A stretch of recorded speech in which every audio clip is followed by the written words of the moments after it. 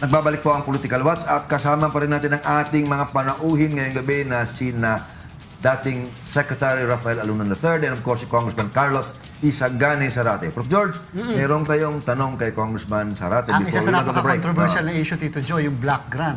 May nagsasabi before, 75B. May nagsasabi, sabi naman, hindi naman 75B yan, 35, 40B lang yan eh. O 7. Yan ba na-resolve na talaga yung block grant? Kasi napaka-importante. Kaban po kasi ng bayan ang involved dito. And at the same time, baka kasi sabihin ng mga ibang rebel groups, maganda pala magrebelde dahil total, mabibigyan ka ng malaking block grant. Ang nakasaad naman doon sa block grant, Yes, na ang Bangsamoro government, proposed Bangsamoro government, tatanggap ng 4% mula sa taxes na nakolekta sa buong bansa, Yes, na magiging share niya. Kaya naman sinasabi na aabot ito ng 75, hindi yung sa block grant lang.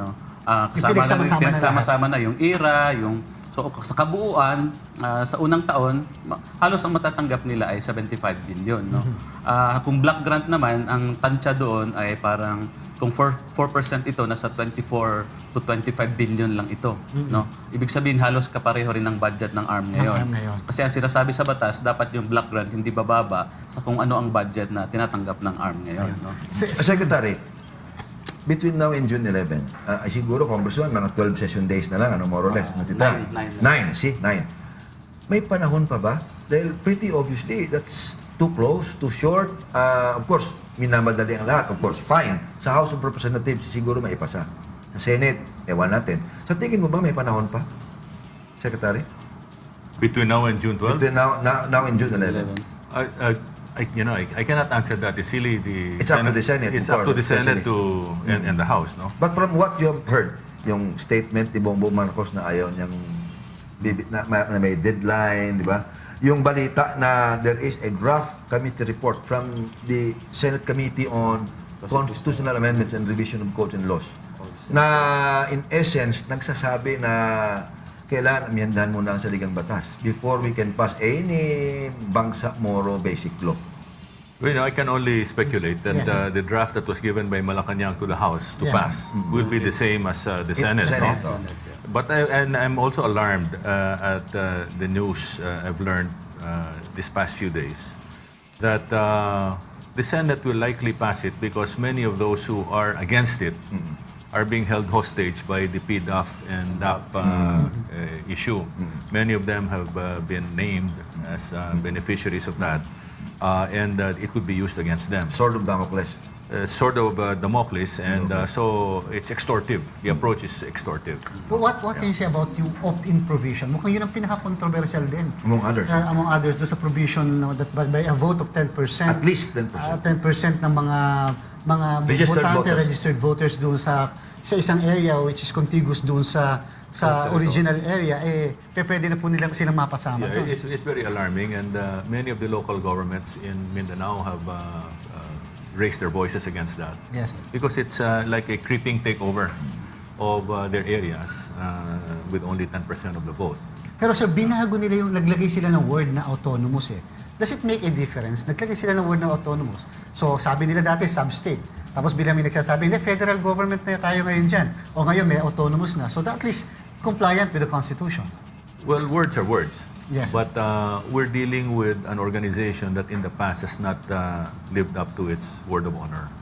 And I go back to 1995 when we discovered that the MILF had direct links with Al-Qaeda and Osama bin Laden. No less than Hashim Salamat, the founder of MILF, had a working relationship with Al-Qaeda. And that their ties have not been severed at all, as we can see from what happened in Mama Sapano.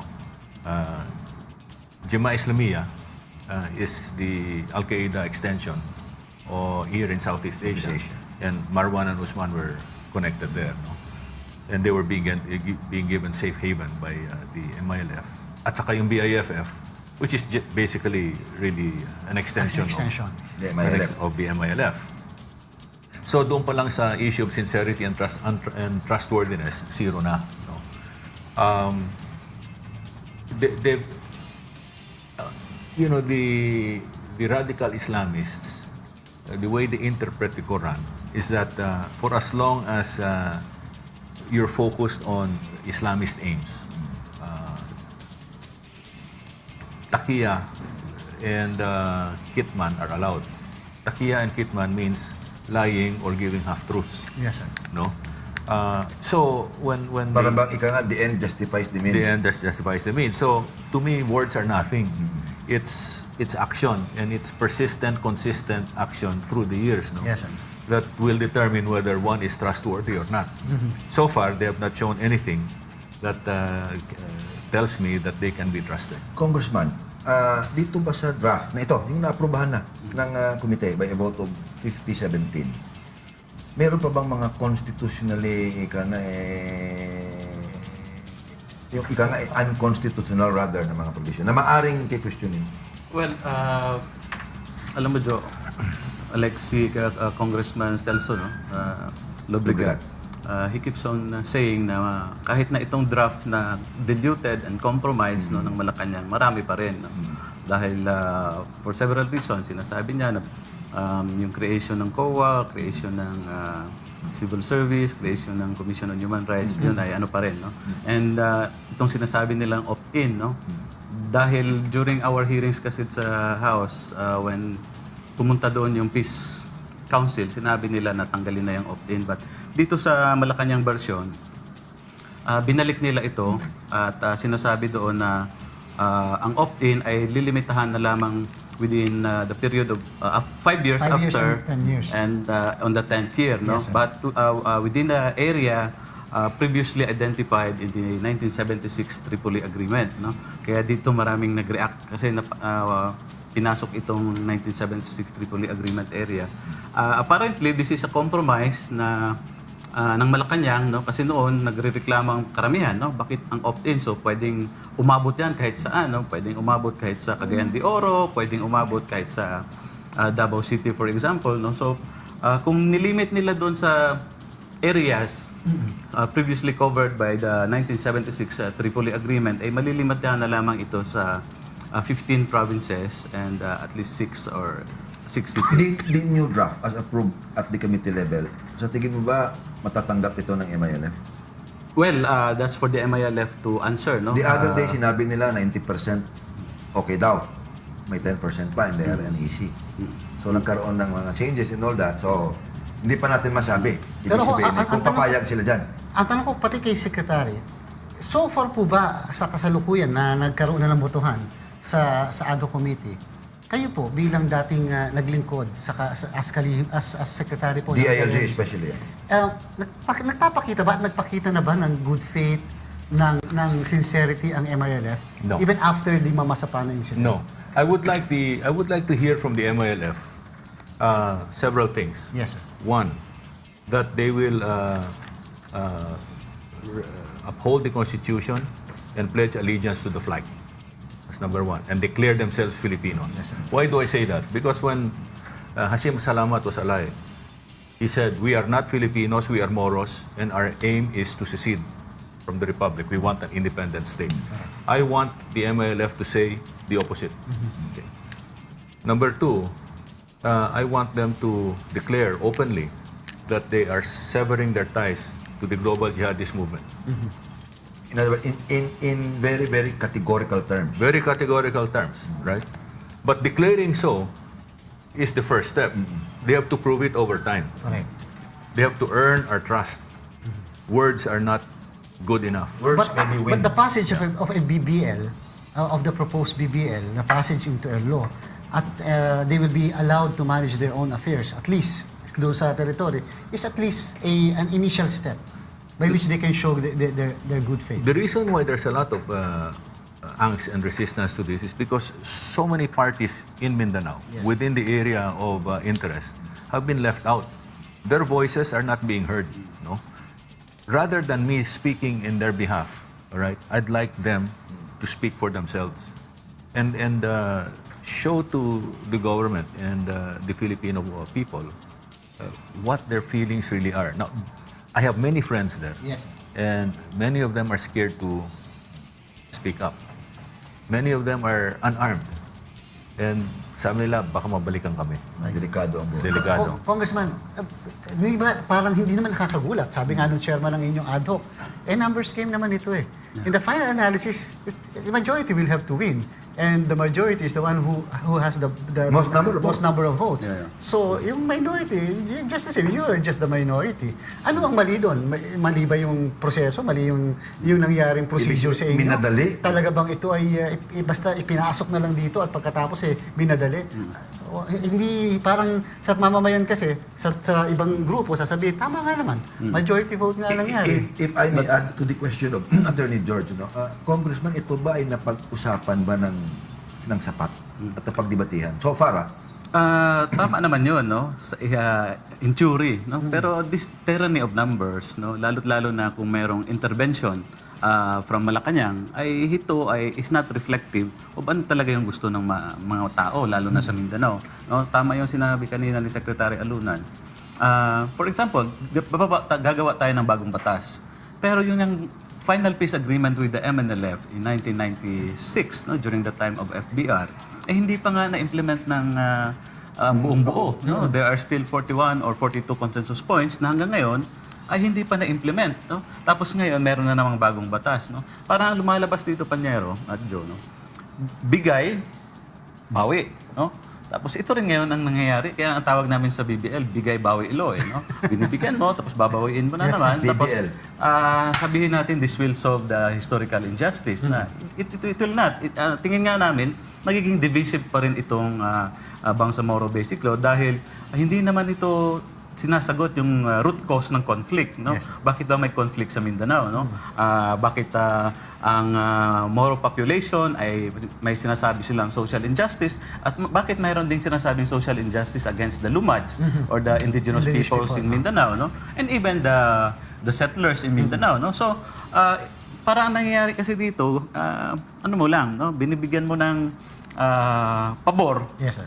Ang isang grupo pero hindi na-exclude naman yung iba. Secretary, do you subscribe to the idea that the arm is a failed experiment? No, it's not a failed experiment. The way I would, the analogy that I use is this, no? Kasi ang sinasabi ng mga pro-BBL proponents, kasi yung poverty has not been solved. May social injustice, no? Grabe yung kurakot, no? Ang tingin ko dyan, hindi yung political system ang problema. Tao ang problema. So ang analogy ko dyan is, here's a driver of a car that keeps on crashing the car. Ang solution is to change the car but not the driver. No? So, mali. dapat ang driver palitan. Dapat i-retrain ang driver o palitan ang driver. Pero hindi yung kotse. Presently, sir, yung composition ng Senado, yung sa House kasi, sir, talagang yung 17, yun talaga yung pinagmamalaki yung 17, talagang sila yung hero ng mga Kung madagdagan man siguro, silent majority. na lang sa plenaryo. Siguro 40 to 50 lang yan pagdating sa Pagdating sa plenary. At the most. Yeah, At the the most. 40 to 50 yung against. Pero sir, kayo po, may nakikita naman kayong liwanag pagdating sa Senado, meaning at least sa Senate man lang, kung maipasa man nila yan, halimbawa, but do you think they will come up with a better and better version And as constitutionally compared? compliant, Yes, kunyari. No, Version. for me, it's very hard to divine that. I'm hoping that they would see the light and vote in favor of the national interest and the common good, no, and not for the dismemberment of the country at some point in the future. I'm really hoping that they wake up to that fact that we're dealing with basically a terror group, Yes, sir. and that as Congressman Zarate said, limiting the discussions to one group is an injustice in itself. Kung hindi maipapasa ang BBL, will there be no peace in Mindanao or will there be greater war? Well, I will quote the people from Mindanao, Yes, sir. as reported in media and as told to me by my friends there. The MILF has said that if the BBL that is passed by Congress and eventually, let's say, if approved by the Supreme Court, does not meet their requirements or does not conform to their desire, they will return to the battlefield, all right? As if they left the battlefield In the first place. in the first place. On the other hand, those who were left out of the conversation, especially the MNLF, they say that we have an agreement with the government This was signed in 1996. It has been ignored. We have been ignored in the peace process. So we're not going to take that sitting down. And then there are other communities or sectors in Mindanao who are preparing to defend themselves because they're foreseeing conflict, armed conflict, ahead of them. So the way I see it, based on what we're hearing, is that this BBL is not going to bring us to an environment of peace, but to a climate of war. Yes, sir. Armed conflict will continue to be the problem that will plague Mindanao and set back its progress and development. Kayo naman, Congressman, naniniwala naman kayo na talagang ang nag-convince lang sa mga ilang kasamahan nyo sa Kongreso ay dahil iba lang yung persuasive power ni Pinoy. of the one The president. who requested their presence in the palace. Well, alam mo, Panyero, during kasi sa mga public hearings, Yes, sir. meron kami mga kasamahan sa committee na critical, no? Pero pagdating naman sa pinal na pagbubutuhan na, ay bumoto rin ng yes, Yes, sir. doon sa proposed bill. Kahit na yung mga amendments nila hindi na ipasok. So, siguro ganun nga ka-epektibo yung persuasive power ng Malacanang, no? Kung nag-secret voting kaya, sir, halimbawa dyan sa ad hoc committee, do you think yun pa rin ang magiging result sa inyong pananaw? I don't know. Hindi ko matatansya, no? Yes, Pero alam mo, diyan kasi sa ad hoc committee, kahit na 75 ang regular members niyan at merong 24 na ex officio, Yes, sir. ang kailangan quorum lang diyan ay 15, ano? So, kahit na yung ex officio lang ay pwede na nilang ipasa yung bill na 'yan, no? So, sa tingin ko kahit na sekreto yung butuhan diyan, mananalo pa rin dahil talagang controlled ng majority yung numbers. Yung relationship, sir, ng at ito maganda rin masagot din ni Secretary Alunan, but yung relationship ng PNP Bangsamoro at PNP National per the approved draft ng ad hoc. Police.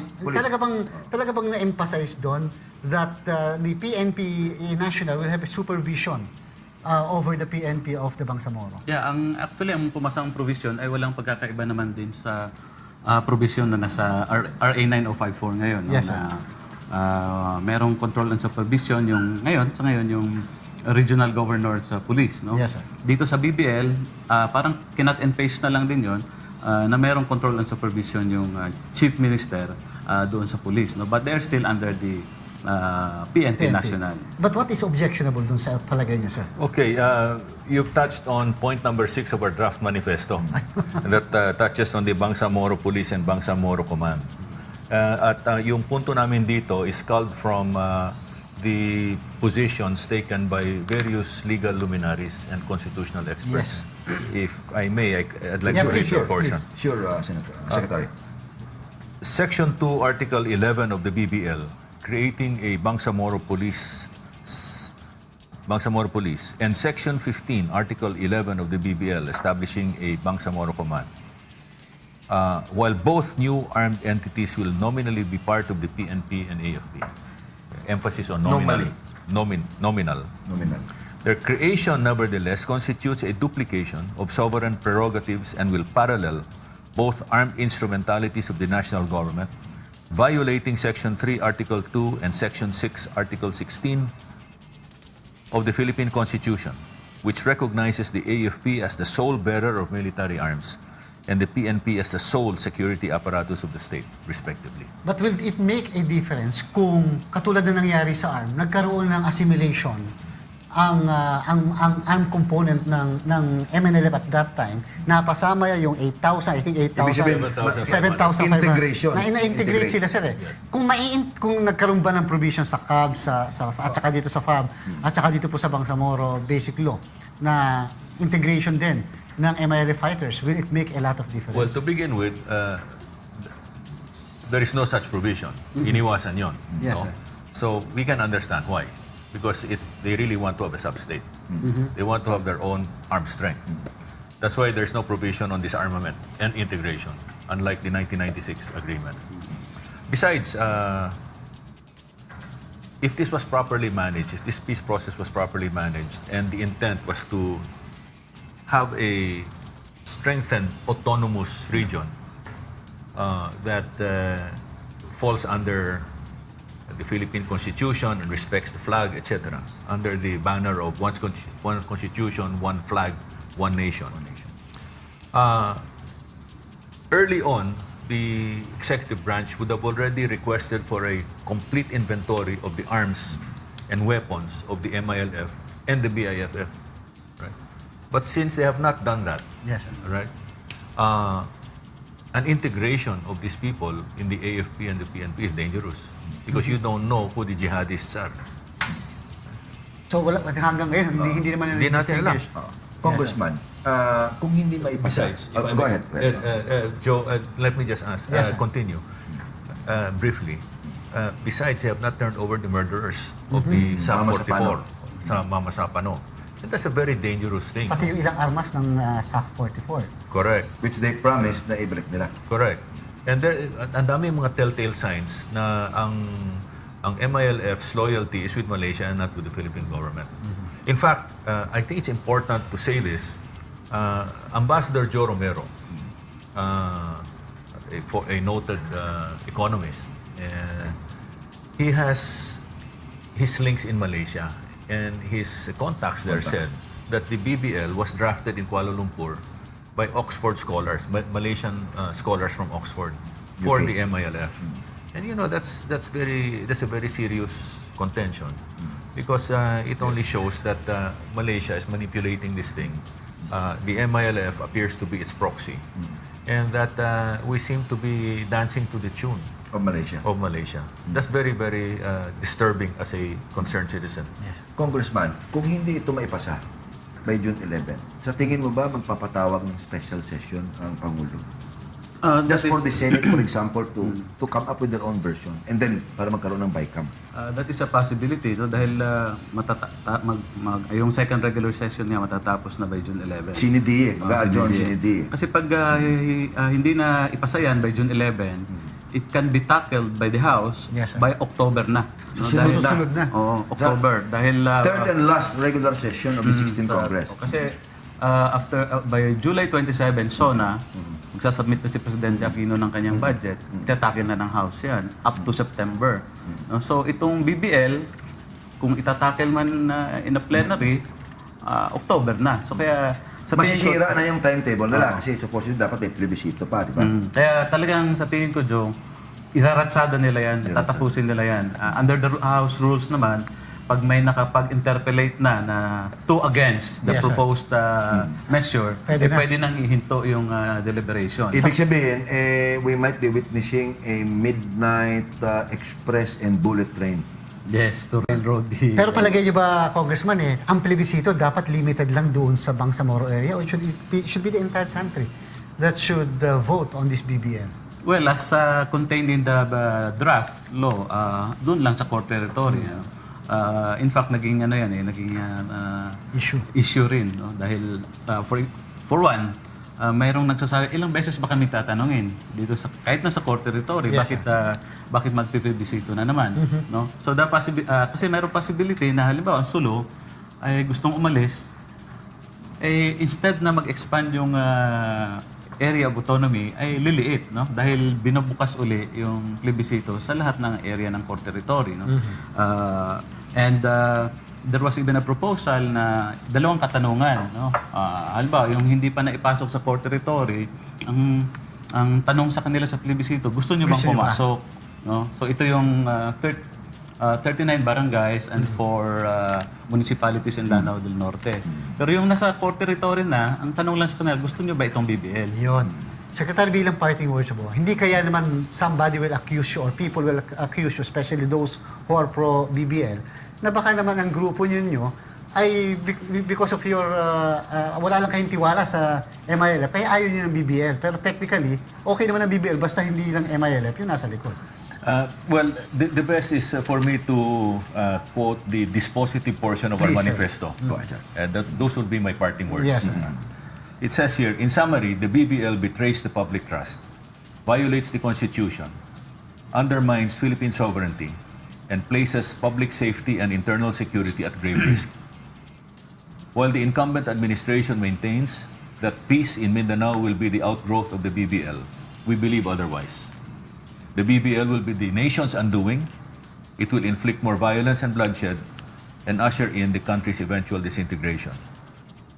Every Filipino seeks an enduring peace, but not one obtained furtively and ignores the red flags that could further fragment society, dismember the country, and cause more bloodshed.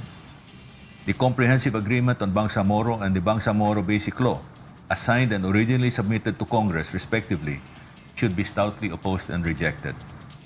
And we implore our people's representatives to do what is right for the sake of our people and the nation's future.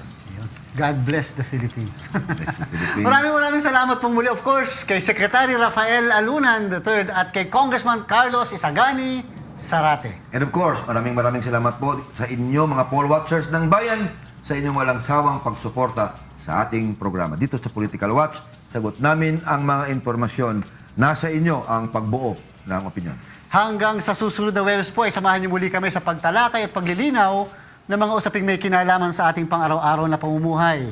Ating pong tatandaan na sa pagbuo ng isang malusog na bayan, Sumusunod sa batas ang mamamayan. Salamat sa Diyos.